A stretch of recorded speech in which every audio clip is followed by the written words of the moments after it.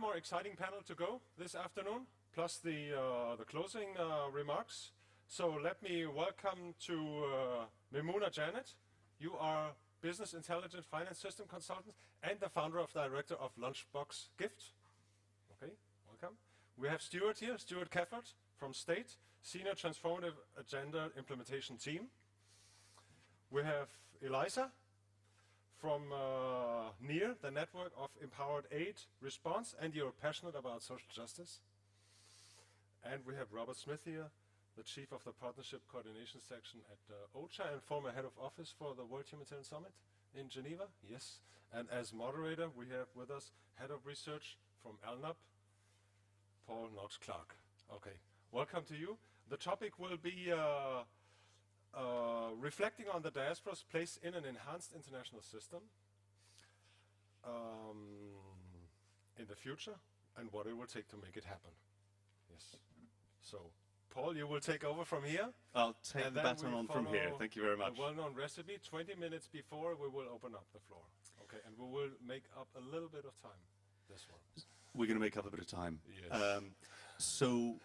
Just before I hand over to our excellent panel, I'd just like to go back to a really interesting conversation I had at lunchtime, which was about, as you can probably hear, I'm British, and it occurs to me that the world is now on the move. We are in a remarkable period of population migration, and that is not going to change. No indicator suggests that's going to change. And I say I'm British, partly to excuse the accent, obviously, but partly also because I come from a country where there are a lot of people who have reacted to that reality of change by trying to throw up walls.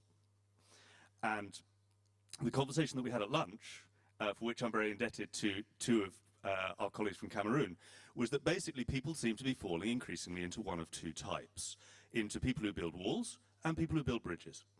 And I would like to salute all of you for being in the latter camp, the camp of those people who build bridges, because this discussion about the diaspora, I think, is incredibly rich in the humanitarian sector, but I think it also has massive meaning beyond that, and I think some of those meanings have been considered this morning, and we might touch on that again. I'd also like to congratulate the conveners of today's meeting for not so much being bridge builders, but should we say architects, or supporting the bridge building as well, and bring this remarkable group of people together. What's been really interesting for me this morning was actually hearing, because we're going to talk about collaboration between diaspora groups and between diaspora groups, national civil society and local civil society, and the international humanitarian sector. And one thing that was really interesting for me was hearing how similar, actually, the challenges that the diasporas face are to the challenges that international NGOs, who are part of the ALNAP network, face.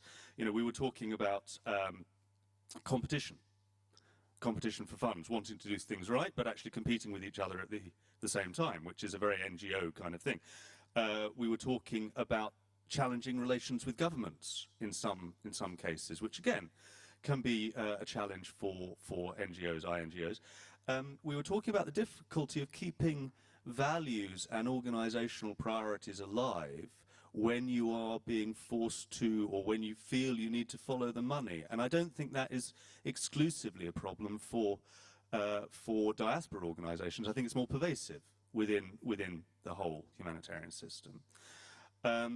But also there are some really, for me, some really interesting differences. And one of those differences that came out, and I just wanted to remark on before we start, was the nature of identity and the fact that how close the whole diaspora discourse is to conversations about identity. And we were talking about our identity, our national identity, our felt identity, and even family identity, and the identity of children and where they fit in.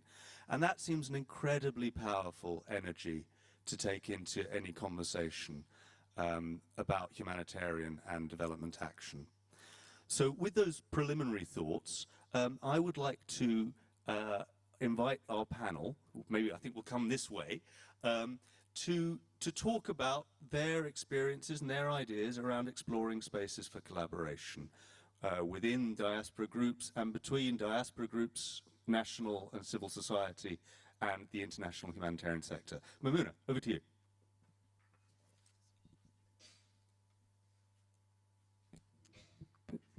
Thank you. Good afternoon, everyone. I always start off by my caveat that I'm not a humanitarian actor, and so I'm not very conversant with the lingo, so do forgive me. I'll just speak straight from the heart. And another thing I just wanted to point out there, I'm up as the director of LunchBox Gift. Just a slight correction on that. I'm the founder and now a patron of LunchBox Gift because I've kind of stepped back and I'm trying to mobilize other people to own LunchBox Gift. So it doesn't become a story just about me and it becomes an entity that continues as a going concern. Okay, so housekeeping done. We're here to talk about collaboration. It's really interesting for me because the LunchBox Gift story hinges on collaboration. The actual birth of LunchBox Gift to the sort of continuation of LunchBox Gift as we know it now is heavily hinged on collaboration. So I'm relieved to be in a room today to talk about collaboration, be it with international organizations. We started off as an appeal, an emergency appeal, just reacting to the Ebola crisis. When we started, the country's, Sierra Leone's first lockdown, we found out through the press that the country was going to be locked down for 3 days.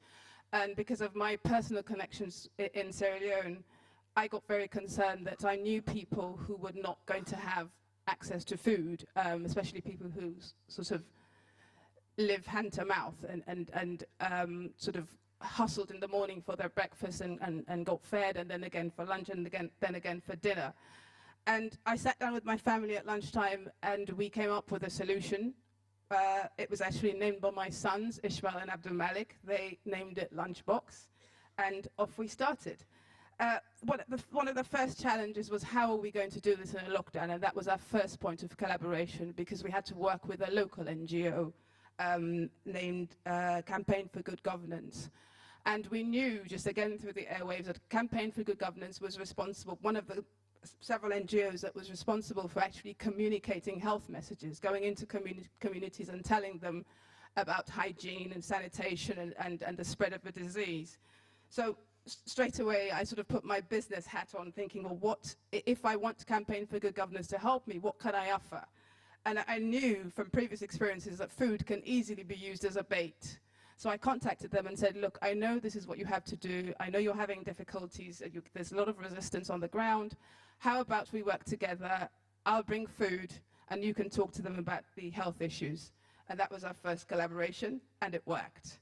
And really that's how LunchBox was born. So I say the birth of LunchBox is actually based on collaboration. And that collaborative story has continued throughout. It's interesting, we're talking about inter and interoperability and working, diaspora organizations working together, not just within the country that you work in, but other organizations that operate outside your country. The next point of collaboration was with an organization called Let Them Help Themselves Out of Poverty, which is a Ugandan-based charity. Obviously, when we started off, we were just an emergency appeal. We weren't a registered charity in Sierra Leone nor in the UK. We didn't have a fundraising platform. We didn't have a website. We didn't have all these things. And we had to partner with Let Them Help Themselves Out of Poverty, short LTHT, and they actually helped us to use their platform to raise the finance that we needed. So that was our second point of collaboration. And they actually mentored us. The lady who started at LTHT, named Ida Horner, took us as like a child, and she mentored us through those very, very difficult startup days.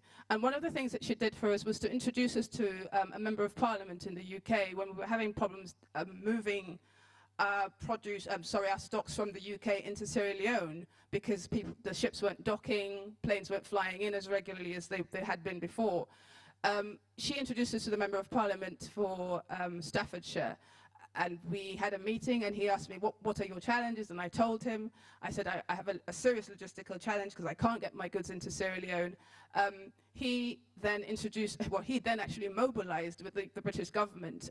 The Department for International Development then contacted us and said, we understand that you're working in Sierra Leone, you're a UK team, you're working in Sierra Leone, you're struggling to get your goods into Sierra Leone, what can we do to help? And we said, well, yes, we need to get goods in every week, and that it was as simple as that. Our goods were put on the daily flights that went into Sierra Leone by the British government. All our goods went in on those flights. So again, another useful point of collaboration. And it's carried on from that, because the MP who actually facilitated that for us, Jeremy Lefroy, only last week, I just come back from Sierra Leone, actually followed up on that and has been in Sierra Leone leading a team of 17 members of the Conservative Party. And he actually made sure that he stopped by at LunchBox Gift, and he spent an entire day with us in the kitchen. We had 10 members of the Conservative Party, including members of Parliament, actually cooking in our kitchen and helping us to serve food in the schools that we worked in. So again, collaboration continuing to bear fruit. And in the afternoon, in another project that I'm working on with Kippy here, Heaven Homes, we're collaborating on, we decided just through our experiences working in Sierra Leone, looking at the long-term issues like many people have talked about this morning, we've decided to come up with a solution called eHub, which is an enterprise hub, and it's there to address some of the challenges that young people are faced with. And I told the Conservative Party about this, the visiting team, that look, this is something that's just really very early days. We're just conceptualizing it. Can you do anything to help us? Can you, hold a masterclass or anything under the brand eHub? And they agreed to do that. So again, that team of members of Parliament is now working to help Heaven Homes. They've promised to visit them on their next visit, and so on. Again, when they went to visit the school that we feed, they got very upset that there was only one door that led into the school, and they got concerned about the health safety issues, and they're now providing furniture and providing help with the building there. So for us, it's just always been about collaboration, and that has just really been the basis of our success. There's nothing that we've managed to do just by doing it by ourselves. We've managed to work with some very, very influential people. Certainly in the City of London where I work, lots of businesses have come on board, and it's always been about this barter. What is it that we can do to make you look good, and what is it that you can do to make us look good, and what can we partner to do together? So, I mean, that's really my story. And I guess I'm just baffled, because if the donor, if the UK's Department for International Development can be nimble and agile and flexible enough to change the rules to get our goods onto their flights into Sierra Leone, why is it that we're struggling so much to get the INGOs to come on board our projects? It just always baffled me. So I'll just leave that one for those in the room to think through. Thank you.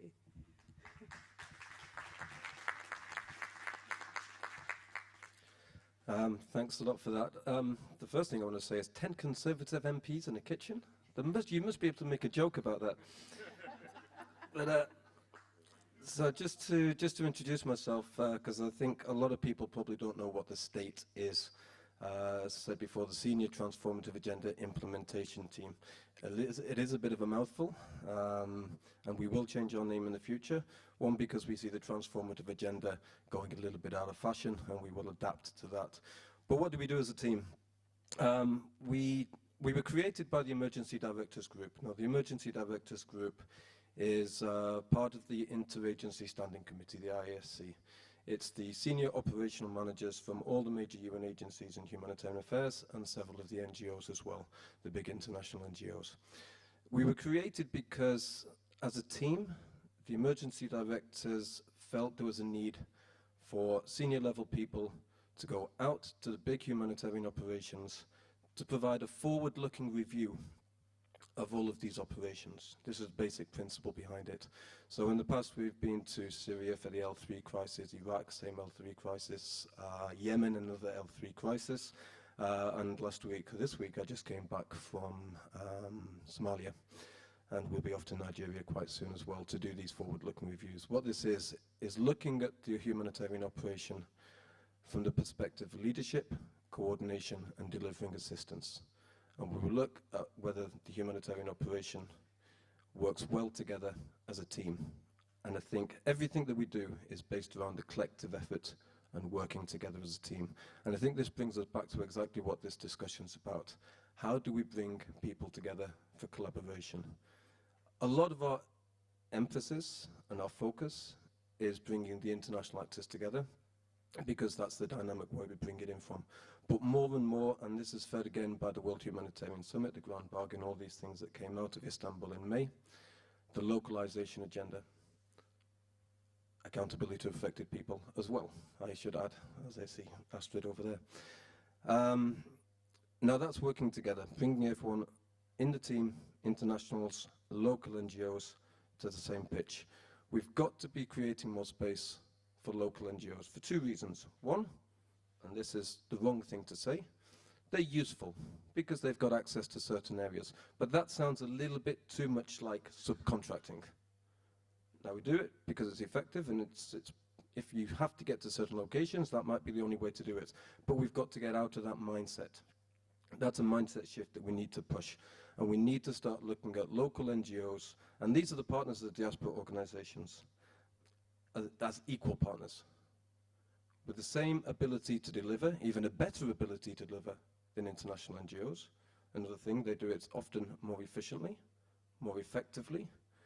They have good access to the local populations that we have to deliver to. Everything about the national NGO operating in the environment is generally positive.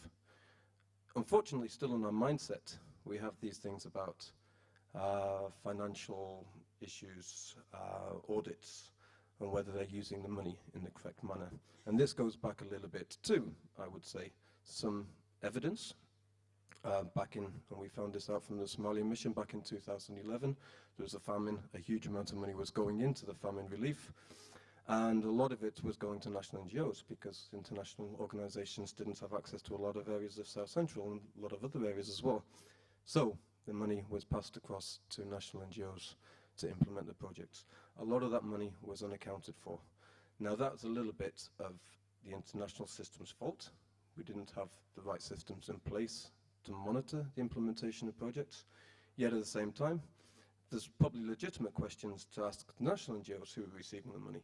And I think we have to be balanced between our responsibilities and the need for everybody, international plus national NGOs, to be held financially accountable for the money they receive from donors, from international NGOs, or wherever the money is coming from, including the diaspora.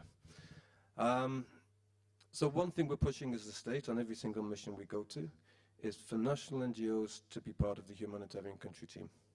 One of the recommendations we always make is at least 2 national NGOs should be sitting at the senior level where they're making strategic decisions. They should be there because it's their country and they know the context better than anybody else.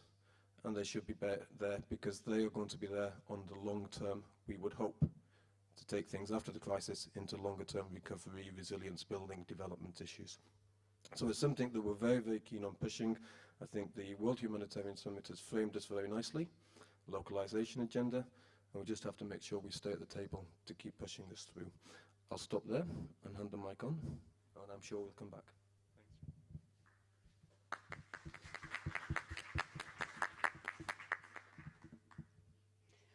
Good afternoon, everyone.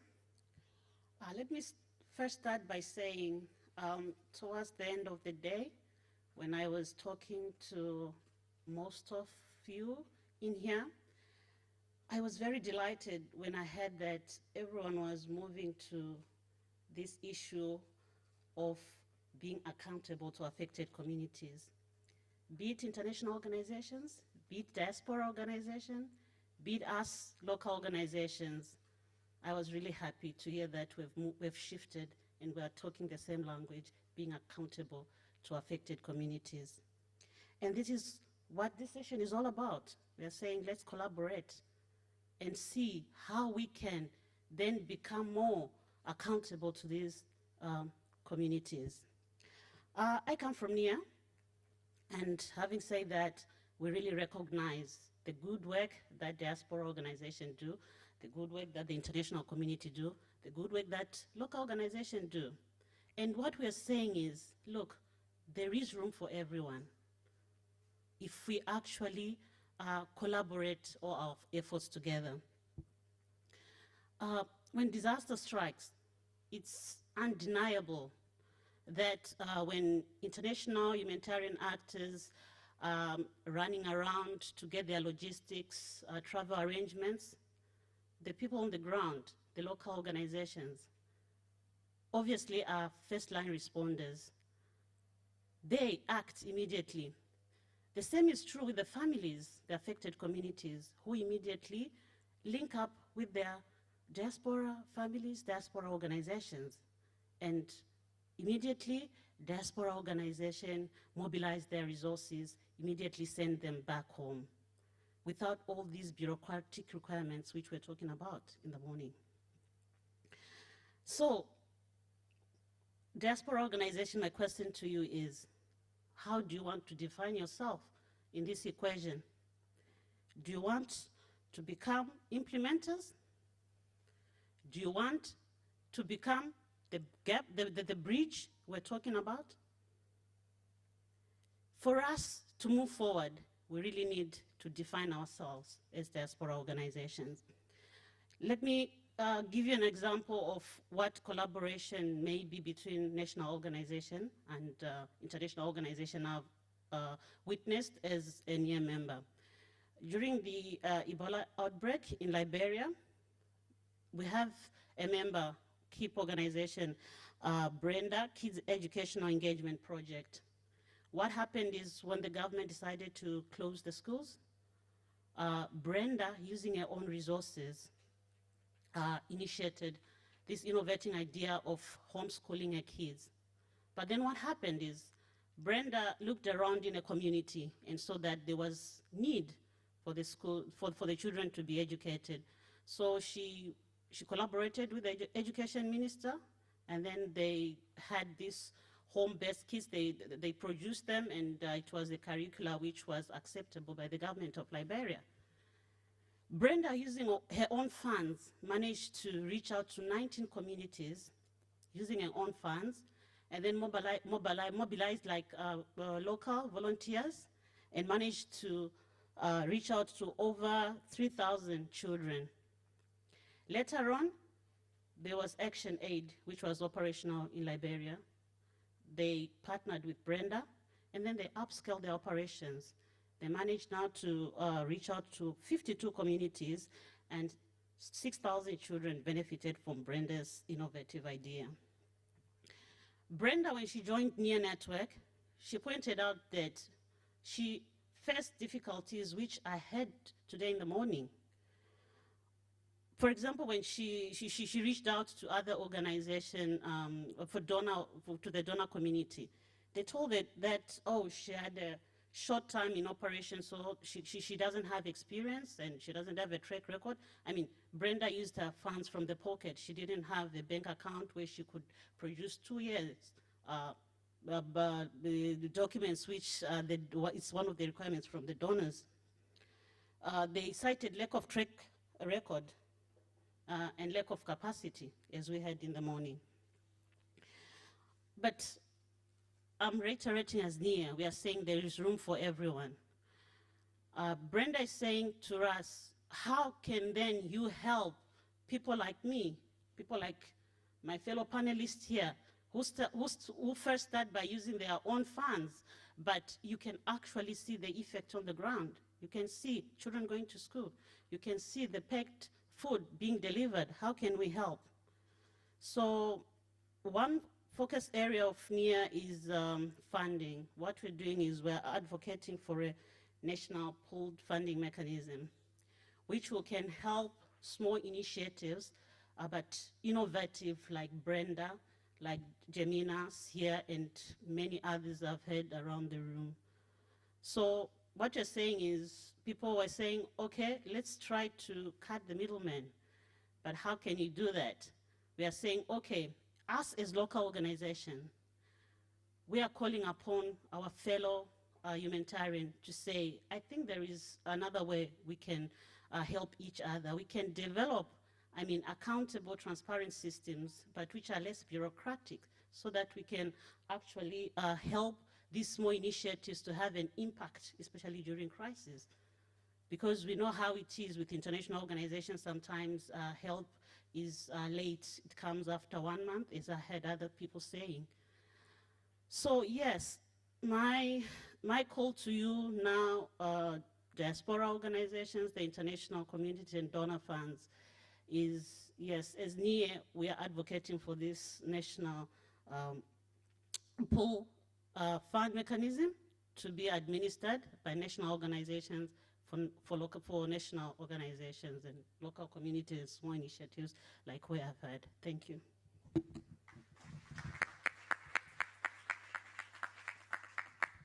Straight to me? Straight to you. All right. I'll try to keep it short because we want to have plenty of time for questions and answers. I think there's three things that I'm hearing that I'm inclined to underline. The first, we're all aware, we've all heard of this increasing scale and complexity of humanitarian needs and humanitarian crises around the world. And one thing that means to OCHA and to many other actors, as we heard at the summit a few months ago, is that humanitarian aid, including resilience building and recovery, has to become more of a whole of society effort. It's no longer something we can just leave to the specialists, because there aren't enough specialists and enough resources at their command. Memuna, I was interested to hear you preface your remarks by saying that you're not a humanitarian actor and you don't consider your organization to be one. No doubt that's true, but it also strikes me that this profession of humanitarian aid is sort of an anomaly in human history. It's only in the last 100 and 150 years that you had professional humanitarian aid workers, whereas many other professions were solidified long before that. So perhaps broadening it out and involving as many sectors of society as possible is sort of a return to our roots. It should be that, because we all have this deep human instinct to help each other in crisis. So one clear concept that comes to mind in talking about diasporas in humanitarian action is complementarity, so that all the actors and the affected people can complement each other's comparative, can capitalize on each other's comparative advantages. And we've heard a lot about the distinct characteristics and capacities of diasporas. I won't repeat them all, but things like their ability for two-way communication with affected people, culturally attuned interpretation of information, being able to range freely over activities and projects that for institutions might be artificially segmented into humanitarian or recovery or development. Being connected to these very large-scale and flexible and fairly predictable person-to-person cash flows in the form of remittances. And the fact that many diaspora organizations or networks have connections or integration with other parts of society, like businesses. In fact, I believe many diaspora networks start as or mainly focus on business-to-business networks. So these are some of the distinctive characteristics that we're all seeing now really have a place in all sorts of humanitarian response. Another key concept for me is transparency, so that everybody knows what the rest are doing and they can adjust their actions accordingly and continually identify the gaps that somebody needs to fill and share all the information on needs and activities, outcomes, and context. It's famously said among or of the professional humanitarian organizations that they hoard needs assessment information because it's a key to their own fundraising. That's probably a bit rarer than the caricature would suggest, but no doubt there is a bit of that, and that's one thing that we're all trying hard to overcome. So any sharing of this information that everyone else really does have business knowing that will lead to a better, improved response overall is going to be helpful. And another part of transparency, I think, which we saw in the DEMAC report and which Melissa Phillips underlined, is that we need a better counting, especially of these remittance flows and the other aid that diasporas are bringing to humanitarian situations. In part for accountability, but since these are mostly person-to-person private transfers, it's really so as to allow the institutional humanitarian actors to tailor their aid accordingly. It may well be in a certain crisis that one area in need is actually saturated in cash from remittances. very good. Then the institutions doing cash aid can maybe focus on others or de-emphasize that a bit. So that's the sort of thing that we would want fuller information on for this transparency to assist real operational and strategic decision making. And the third thing that comes to mind is, I think we've all felt the need, ever since diaspora discussions sort of reached their peak of intensity, I guess, a few years ago, we've all felt the need for this practical baseline information, mapping on diaspora activities, their organizations and networks, their modes of engagement, what are they doing where. The multilateral humanitarian system does try to make a habit of publishing this for itself quite a bit in its humanitarian response plans, which are moved from overall strategic level to very detailed who's going to do what where. So if we could match that on the diaspora side, then that I think would naturally facilitate the connection between the two. For OCHA's part, there's a bit of a spectrum on how OCHA engages with diasporas at the country-to-country level. In OCHA Haiti, for example, they have now launched an explicit project to engage with the Haitian diaspora, which is already very engaged in humanitarian and development and political stuff going on in Haiti. But now OCHA is trying to focus that a bit to address some of the key humanitarian gaps, the cholera risks, the vulnerability, the disaster risks. So they have an informational component, doing that mapping and setting up networks, and then they have an engagement plan to really make some handshakes, not between OCHA and diaspora networks necessarily, but between diaspora networks and other sorts of actors, whatever kind of handshake is necessary to make something happen. And then in Somalia, by contrast, I hear, it's something that OCHA Somalia has wanted to do for a while, but because the situation there is always so demanding, it's not something they've been able to find the resources to do, even though we now all know that the actions of the Somali diaspora are very, very important in development and in humanitarian response, and communities' own efforts to deal with their humanitarian issues. It's not a total blank. AMISOM, for example, has designated a diaspora outreach officer, so they are trying to line some of these things up, but they realize that it would be to everyone's advantage if they could go a bit further ahead. By the way, on the subject of the reception that diaspora members sometimes get when they return to their country of origin for project work or to resettle, I'm told that in Somalia they pronounce the word as Diaspora, or something like that, which I believe means roughly talking to a stupid person. So in that instance, there is perhaps a certain opinion on the part of people who have stayed in Somalia about how much the expatriates really know about the situation. I better stop there, but just to finish with one point that Memuna raised that stuck with me. When you said that you really made things happen by reaching out and partnering and bringing other pieces of the picture together, that really resonates with OCHA, because I think that's also OCHA's job. We don't actually do that much except try to keep the information straight, try to spur the right decisions at the right time, and try to make sure partners are connecting. Thanks.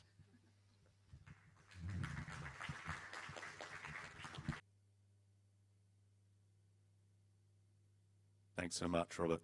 I'm going to ask a couple of very quick questions. Thank you for being admirably concise. If you could just give sort of one or couple line answers, that the top line answers, we can then open up to the group.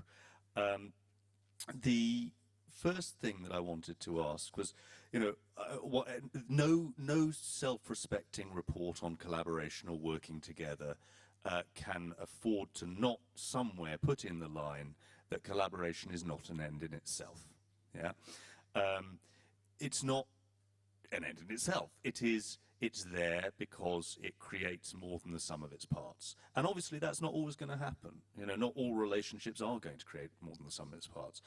So I wondered, overall, what have been your experiences, very frankly, in terms of the costs and in terms of the benefits of coordinating, either from your perspective with internationals or from the international perspective with nationals and with diaspora?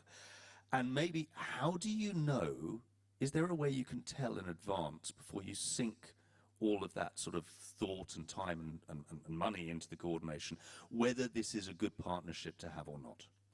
Maybe Memuna, you could start off.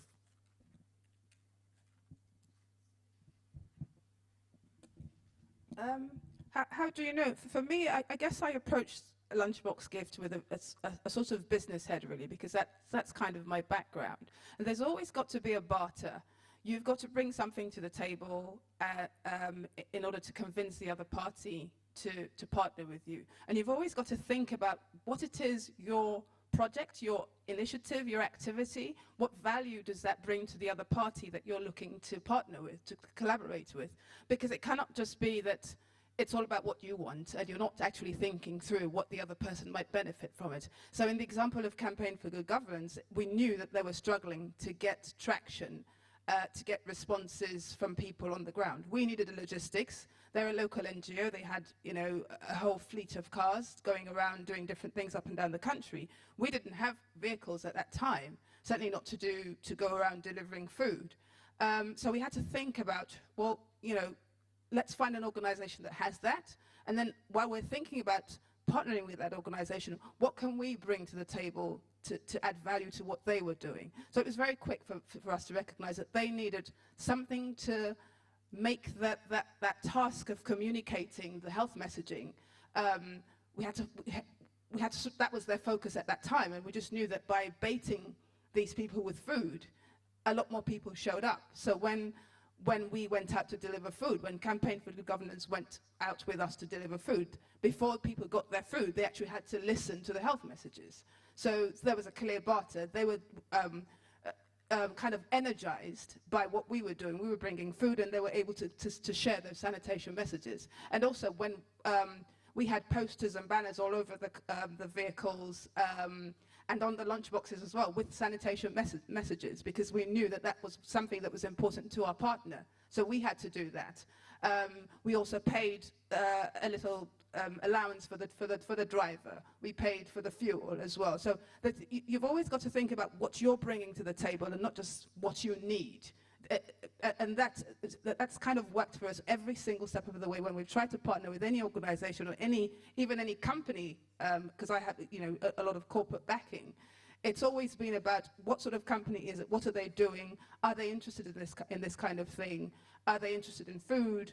We work a lot, for example, with chefs in the city, because that's their business, and they want to be seen to be working with organizations that do food. So we very quickly recognize that, well, we have to work with the food industry.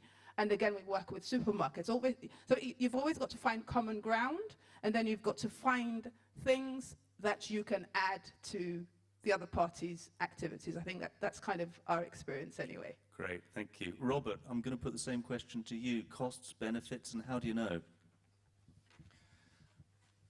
I think we know by getting more evidence. I don't think we know enough to be able to generalize a lot. Certainly, I think there's a range of experiences. Sometimes the cost and effort of collaborating, either launching an operational collaboration in a project or the week-to-week coordination to really make a more sustained program, yes, that can be expensive in the sense of time and travel and so forth.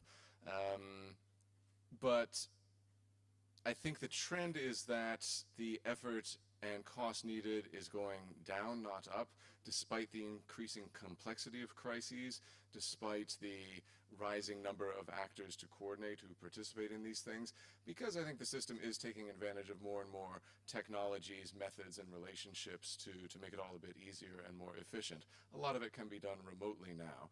A lot of the information is online, and you can harvest the information you need and make up your mind without going to a lot of meetings.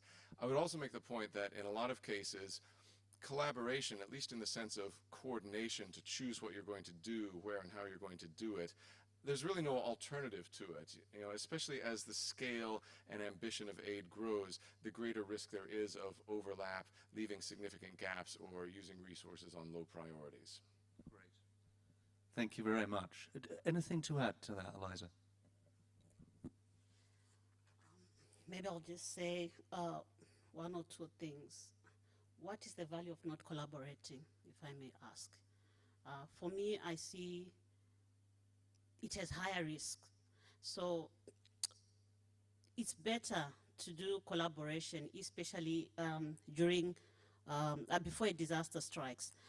Things like partner selection, training, I think those things are better done before or during a disaster. This is my call also to diaspora organizations, since we are focusing on them. The thing is, right now is the time that they should establish links, for example, with local organizations on the ground, see the shared values, who they can trust, that in future if a disaster strikes, they are easy to contact those trusted partners. I'll also give an example. In Switzerland, I'm from Zimbabwe. There is a diaspora organization which deals with health issues. These were a group of doctors who came together, and what they did is they said, okay, we want to help communities back home, be it building clinics or supplying doing medical supplies. So what they did is, within the local community where, for example, in Mavuku, they are building a clinic, already they've got a local partner there who sometimes supervises their work. So looking at the situation in my country right now, it's not deniable that we can have an outbreak of cholera or any other health hazard because of water issues. So this is what we were discussing with them. Thanks to NIE, some of these discussions we do, I always discuss with this group. So I pointed out to them to say, look, this is the time.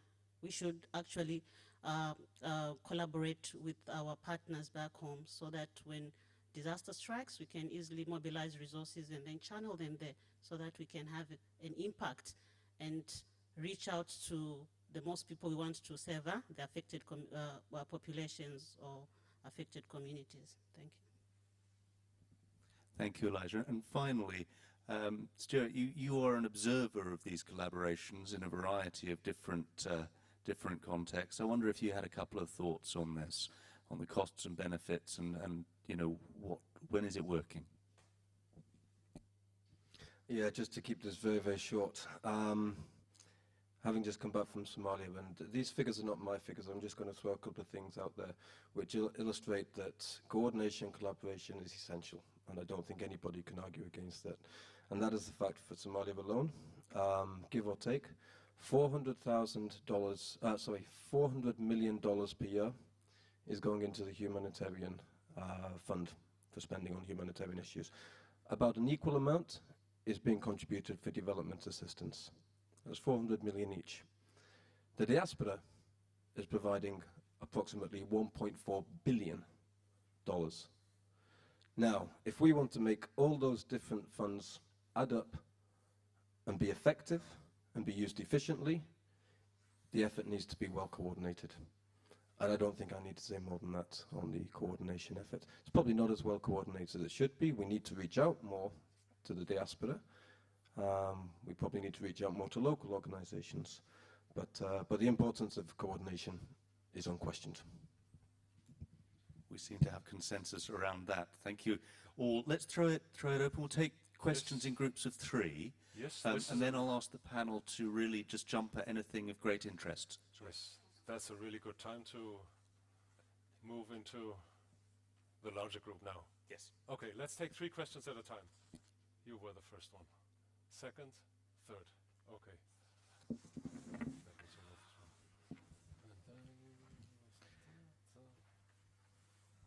Since Al-Khidr invited Satan to come to our meeting, I'll be the small devil.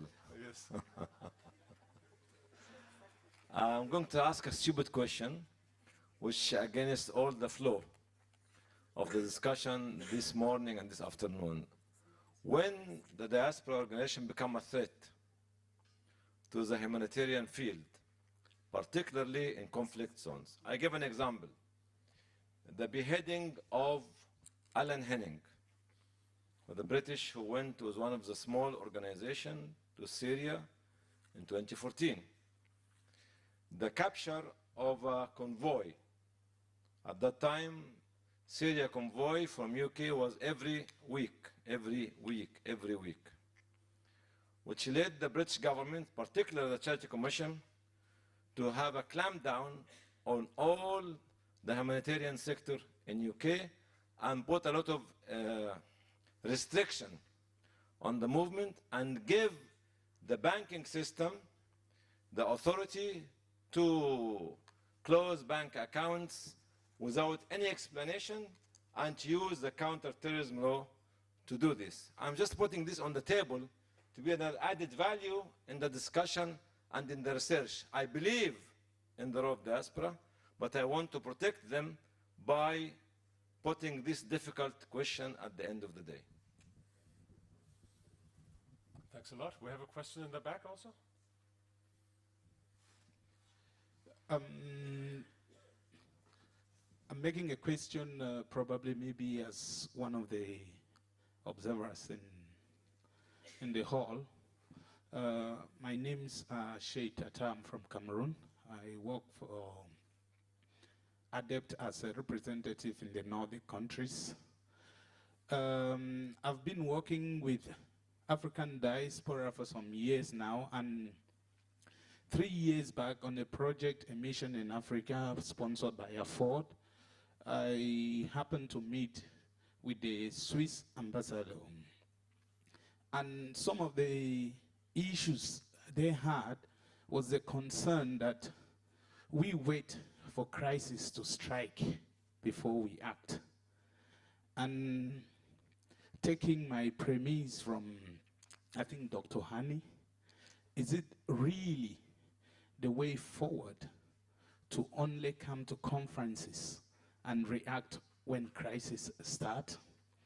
What about a situation where we provide a platform that can be able to stop these crises? We say in English, protection is better than cure.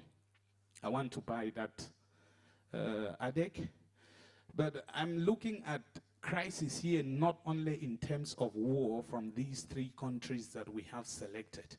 I'm looking at crisis also in terms of other things like in the Pacific and the Mediterranean. We see how many Africans die daily at the sea. Don't we think that sometimes if we could provide funds for countries to educate people on what being abroad is all about, this could be another way of protecting this crisis?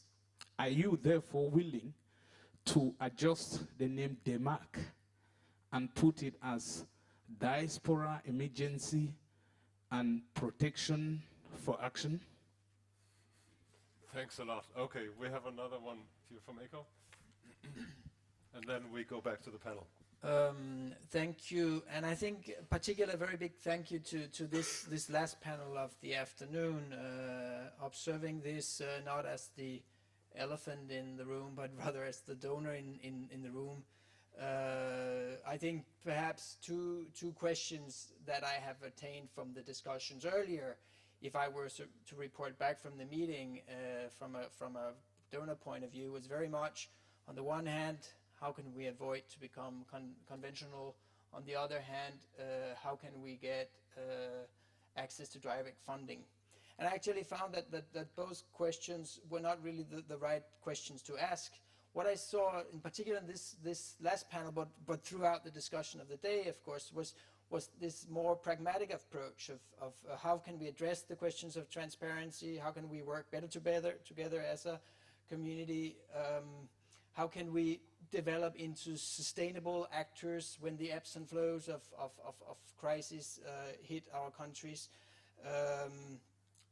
And in fact, that sort of brings me to the question. First, perhaps another comment on the question of how can we get our hands on the direct funding.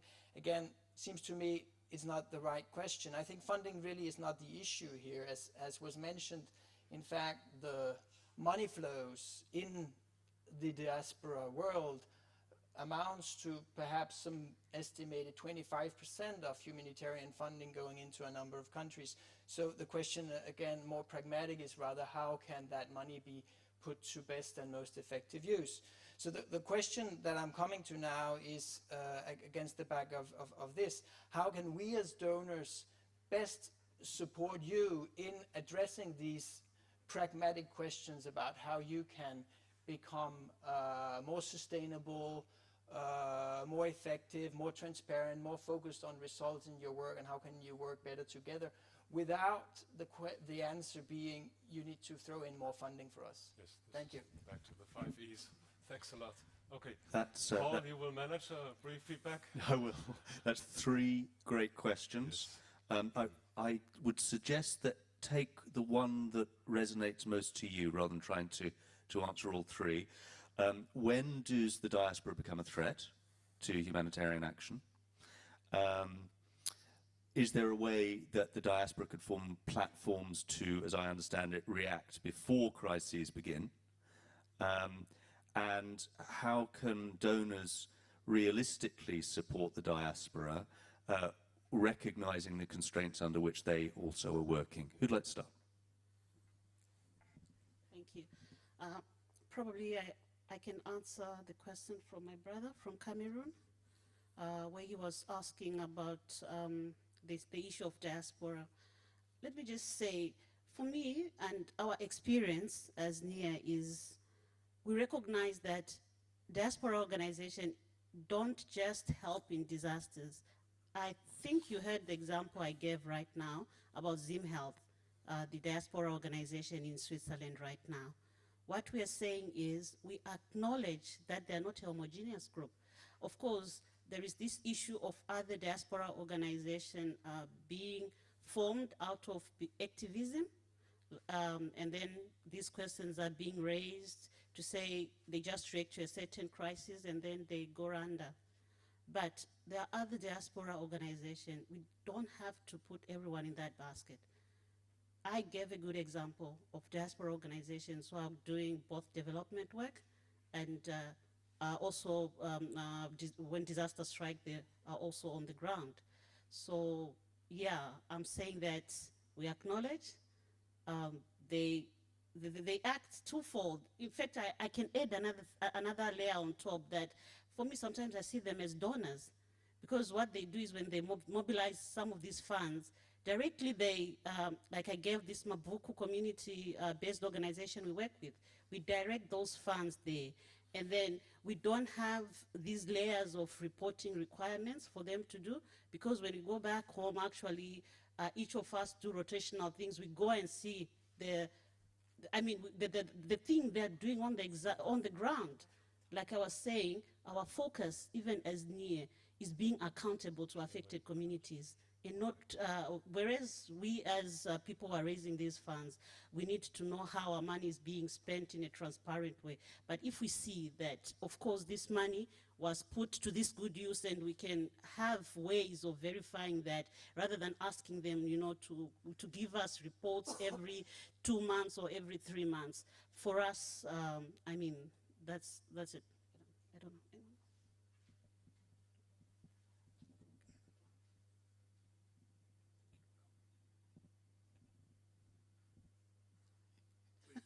Sorry, just waiting for you. I think the question from our brother there from Cameroon is probably, for me, one of the most important questions we could be asking ourselves today. A man after my heart, clearly. This is the biggest issue right now, because it looks to me, just by the name DEMAC, like you said, we're looking at emergency response, and we seem to be going from one crisis to the other, and nothing happens in between. And that conversation has to change. I know that there are actors on the ground who are doing stuff on a long-term basis. We've got SLWT here from Sierra Leone, who mentioned earlier that they started in 1999, or 1999, and have been doing amazing stuff on the ground. But the conversation at this level needs to change, where we start to strategically look at how we can get under the causative factors, the things that drive these crises in the first place. How can we stop those things from happening? And whether that's considered part of the emergency discussion or not, I don't know. But it's certainly a conversation that, for me, is the most important conversation that diaspora organizations need to have amongst themselves. From a LunchBox perspective, I think there was a slide up there just when I was talking earlier, just showing how we have transitioned from an emergency response product into something more longer term. Looking at nutrition, looking at some of the issues that meant that the disease spread so quickly among children because they were malnourished in the first place, they were unhealthy in the first place, looking at issues around education, and how food brings value to that process. Just looking at the longer term issues, collaborating with Heaven Homes to set up an enterprise hub to address the issues that affect young people who are very often pawns in the game of war. These are the things, when the crisis is over, these are the kinds of things you need to be, I would humbly submit that we need to be talking about. And I don't know whether DEMAC want to take that on board as some of the things that they can do going forward, but for me, that's certainly where my heart is. It's just looking at what's driving these issues. In Sierra Leone, we've had cholera, and then we had Ebola. Of course, we had war to start with. We seem to be just, you know, fumbling through one issue into another and just repeating the same cycle every time. And that bothers me. That it's about time we sort of peel back and start to look at, as I say, the drivers behind these issues. Just in response to your question about what the humanitarian organizations can do to support our work, what a question. Like I said before, I found it really interesting, as I said before, that the donor country, the UK, was very able to flex their rules very quickly to get a diaspora organization help with their activities in Sierra Leone. And now, on the basis even of the success that we've had with the school feeding project, when you knock on the doors of the Save the Children's, the WFPs, all the UNICEFs, all the organizations that are supposed to be in that country addressing matters around children and nutrition, those doors are firmly shut. And yet the issues prevail. Just last week there was a radio discussion in Sierra Leone. The government has been trying to start a school feeding program since last year. It hasn't managed to start yet. Apparently it's going to start next year. But already, just in that conversation on the radio, you could see there's so many issues, so many troubling issues. So even in the space where the donor partners are working, even they are not succeeding. And yet when you approach them to say, look, I'm making this little bit of impact here, I've got a tested case, it's working, I'm delivering value, they're not willing to listen. There's always some excuse, some reason why they can't do it. So I think it's a case of just getting behind success, just flattening that hierarchy. This is layers and layers and layers of decision making. Just flatten it and make help more accessible. Perhaps have a fund, an emergency fund, or a special fund for small projects where you take the proactive stance of going to seek out good projects. So once you've done your budget for all the fantastic work that you do as a sort of standard, have another little purse, even if it's just $1 million or whatever, that sits there, where when you see something that's really good, or you see a product that's really returning value, you have the flexibility, you have the opportunity to make small investments in those projects and help to turn things around. That's what I'll kind of contribute. Sorry, okay. Took a bit longer. Time is up. We have to wind up this. Yes. Yes. So, I'm sorry we didn't all get to those questions because they were great questions, but the conversation continues. Can I ask for one sentence, starting with you, Robert? The pragmatic wand. I was going to give you a magic wand, but that's too easy. Yeah. So I'm going to give you a pragmatic wand. What is the one doable thing that you would change in one sentence in order to improve collaboration between internationals, diaspora, and nationals? One doable thing. Evidence of diaspora's effectiveness, because it motivates and inspires them to do more. It recognizes, it gets others to recognize their role, and it allows them to learn and choose their methods in intervention. You didn't really expect just one, did you? But as a subset of that, a clear entry point on the side of the institutional humanitarian actors for diasporas, and some sort of simple online platform where we can start to compile information about what diasporas are doing. That's a good first step towards evidence. That's great. Thank you. For me, it's mindsets. Changing the way we think about diaspora organizations or local and national organizations. in terms of their capacity, their skills. Thank you. I think all of the above first before I mention mine. But in addition to that, I think it should be sort of long-term committed capacity building for local NGOs linking with the Diaspora organization, and capacity building not meaning a 2-day workshop in humanitarian principles and humanitarian law, meaning partnerships, meaning mentoring, meaning building the capacity for local organizations to manage NGOs on a day-to-day basis, financial management, reporting, etc., linking to the possibility to get donor funding. I think if the objective is to be effective, if international organizations want to be effective, then I think the attitude has got to change from a reactive one to a proactive one. So all I would say is proaction instead of reaction, and you'll get better results with your partners. Thank you. What a great group of panelists. Thank you so much. Yes. Let's give them a hand.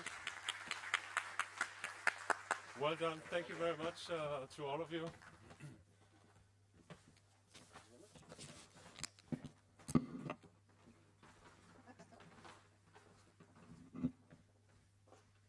So what is left now is the closing remark.